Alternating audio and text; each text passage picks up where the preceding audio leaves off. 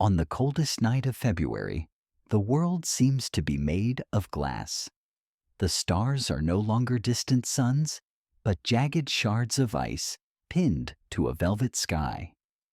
We walk through the streets, wrapped in wool and silence, seeing only the vast white distance between us. We notice the frost on lonely windows, but we rarely notice the invisible architecture that keeps us from drifting away into the dark. High above the clouds, where the air is too thin for birds and too cold for dreams, stands a tower of obsidian and moonlight. Inside, the great silence is broken by a rhythmic, ancient pulse. This is the workshop of Elara. She is the weaver of shadows, the guardian of the Akai Ito. She does not spin wool for warmth or silk for vanity. She weaves the invisible crimson tethers that connect every soul to its destiny. Elara's fingers are stained the color of a beating heart. She watches the threads as they stretch out from her loom, diving through the clouds and into the sleeping cities below. Some threads are short and taut, humming with the energy of a new meeting.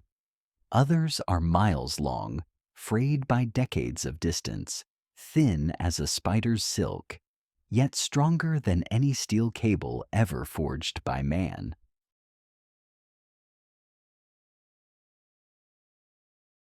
But winter is the weaver's greatest rival. The north wind, a ghost of ice and old grudges, hates the warmth of connection. It howls around the obsidian tower, trying to freeze the threads into brittle glass. "Why do you bother?" the wind whispers, its voice a razor against the stone.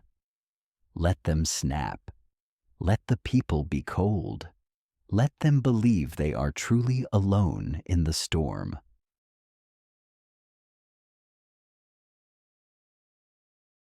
Elara only smiles, her breath forming a warm mist that smells of wild roses. She knows a secret that the winter can never comprehend. The colder the world becomes, the brighter the red threads pulse.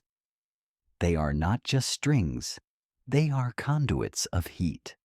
They carry the electricity of a soul recognizing its twin, the steady warmth of a parent's prayer, and the incandescent glow of a promise kept across a lifetime.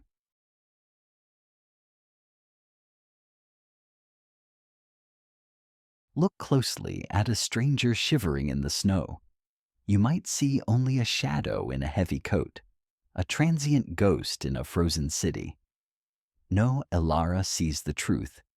She sees the crimson line tied to their finger, stretching across oceans and time zones to a quiet kitchen table where someone is pouring a cup of tea and thinking of them.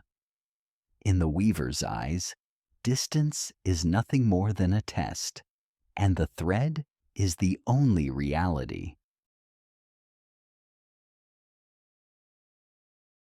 On this day of hearts, the obsidian tower becomes a sanctuary of light. The weaving turns into a frantic, beautiful dance as new threads are tied and old knots are tightened with a weaver's precision. For one brief moment, the great silence of winter is shattered by the silent music of connection. On this night, no one is truly lost, for the threads are glowing with the power of a billion hearts beating in unison.